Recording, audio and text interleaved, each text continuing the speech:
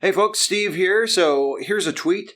This is from Tyler Bowyer, whose Twitter bio identifies him as being affiliated with the Republican National Committee and Turning Point USA and Students for Trump. So that's who Tyler is. And he says, "This is what we will have if you let ranked choice voting and independent redistricting commissions into your state." And then he shows an electoral map where the Democrats have 381 electoral votes to the Republicans' 157 electoral votes. And oh boy, a lot of blue states on that map. And Tyler is saying this to his audience, to his Twitter followers, to alarm them, to say, like, we have to resist these proposals for ranked choice voting and independent redistricting commissions, because this will be the death of the Republican Party. And it's interesting that Republican officials like Tyler Bowyer are willing to just come out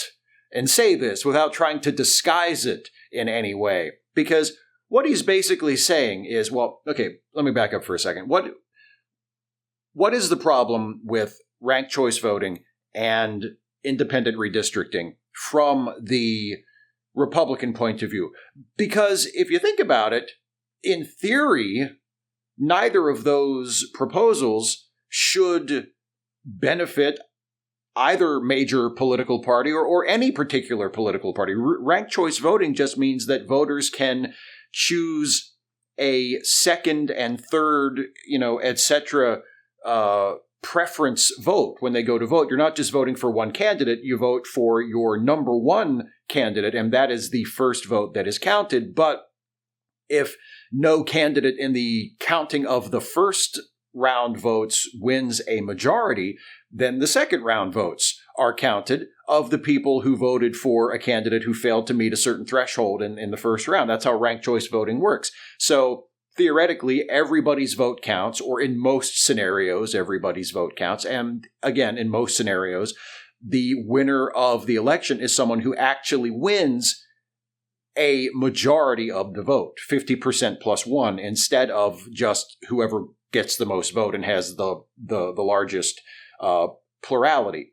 There's no reason why that should necessarily favor Democrats over Republicans. I mean, you would think if someone is willing to vote for a Republican for their first choice in a ranked choice election, they're probably not going to choose a Democrat as their second choice, or vice versa. So you wouldn't think it would advantage any particular party, except there are lots of analysts who say that it would potentially advantage the Democrats for a reason that I'll get to in a second. The same thing with the independent redistricting, right? You would think independent redistricting wouldn't favor one party over the other, because sure, if you draw congressional districts independently as opposed to through a bipartisan process where politicians and elected officials get to choose their own voters, an independent process, yeah, sure, there might be some districts where it comes out overwhelmingly Democratic, where Republicans would have very little chance of winning in that district, but you would also have the opposite, where there would be districts that would be overwhelmingly Republican, where a Democratic candidate would be a long shot at best. So that doesn't seem to favor either party automatically either. But again, there are experts who believe that the widespread adoption of independent redistricting throughout the country would yield benefits to Democrats. And it's for a very important reason, and the reason why Republicans like Tyler Bowyer are so scared to death of either or both of those things becoming widespread across the country, and that is because Republicans know that they don't have the numbers to win fair elections. That's why the efforts at voter suppression across the country, especially in the South, but across the country, are almost entirely driven by Republicans, because they know if you just let people vote and you make it easy for people to vote so that everybody who is registered to vote can just go out and vote without hardship, you leave the polls open long enough, you have enough polling places to support the population of registered voters in a given district, you allow things like early voting and voting by mail, and you just do everything you can to make it as easy as possible for as many people as possible to vote, they know that they can't win elections under those circumstances because they don't have the numbers. Now, again, in some districts, they absolutely do. You notice there are quite a few actually red states on that map that Tyler Boyer shares in his tweet. There will be places where Republicans will maintain strongholds because they do have the numbers in certain states and in certain congressional districts. But do they have the numbers nationwide to reliably win presidential elections? No, they don't. Whether we're going electoral college or popular vote, they just don't have the numbers to do that. Do they have the numbers to maintain strong and dependable majorities in the United States Congress and the United States Senate? Again, no, they probably don't. They can't win on the numbers, so they have to cheat. And part of the way they cheat is they support partisan redistricting, where state legislatures, and specifically the party that is in control of the state legislature, has the right to draw the district map however they want. And if Republicans are in charge, they draw the map to benefit them. And to be fair, Democrats do the same thing. Here in my state of Maryland, I'm actually a beneficiary of it because I live in a gerrymandered congressional district, and because of that, I get to have a Democrat member of Congress.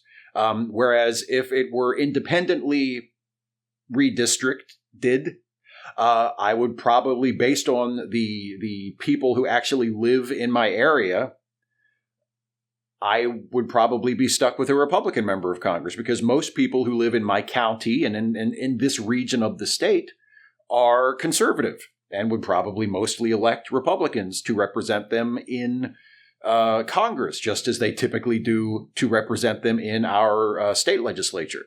So that would suck for me. If we switched to independent redistricting, I would be stuck most likely with a Republican member of Congress, but it would be better overall because you would have more fair elections that would better represent the will of the people in that particular district. It would be more accurate local representation being sent to Congress. Like, even though it would probably suck for me personally, it would be better for everybody else. And overall, it would probably be better for the Democratic Party because Democrats and people who lean Democrat outnumber Republicans and people who lean Republican or would vote for the Republican regardless of whether they're officially registered Republican or not. So to the audience that Tyler Bowyer is speaking to his fellow Republicans and conservatives, he's using this to scare them, and he's trying to scare them by saying, if we let people just vote, then we're going to lose. So if you allow ranked choice voting and independent districting in your state or in your county or whatever, well, that's bad news for us because we can't win under those conditions. We can't win a fair fight. So he's trying to scare his fellow Republicans with that. But to the rest of us, to Democrats and liberals and leftists and basically non-conservatives, it comes across as yet another instance of conservatives trying to threaten us with a good time. Like, he shows us this map where Democrats win an overwhelming electoral college victory, and there are so many more blue states than red states. And he says, look at this, look what could happen. And the rest of us are like, oh, wow, that's great. Let's totally do that. It's like in 2016 when Hillary Clinton was running for president, and there was that really weird talking point that came out during the campaign where they were like, if Hillary Clinton wins, there's going to be taco trucks on every corner of every city in the United States. And most of us were like, why would that be a bad thing? Like, is that actually in her platform? Because, there are probably some people who were a little iffy on voting for Hillary if that was an official promise that she said. And if she came out and gave a speech and said, you know what, I'm with this taco truck thing. Yeah, if I get elected, I'm going to do my damnedest to put a taco truck on every corner. Like, I think she might have gotten a few more votes. Like, how is that a bad thing? What world do these people live in where this is a bad thing? What world do they live in where making it easier for more people to vote is a bad thing? And making congressional districts drawn according to more of a nonpartisan rational process instead of a shamelessly partisan self-serving process. Like, in what world are these bad things? Well, I'll tell you what world. The world of the Republicans, who know that if not for all the ways they cheat, They can't. They could not possibly win. And that, my friends, is another lesson of professional wrestling. How do you know who the bad guy is? How do you know who the heel is? The heel is the one who can't win unless they cheat. Republicans are the heels. They have to cheat to win.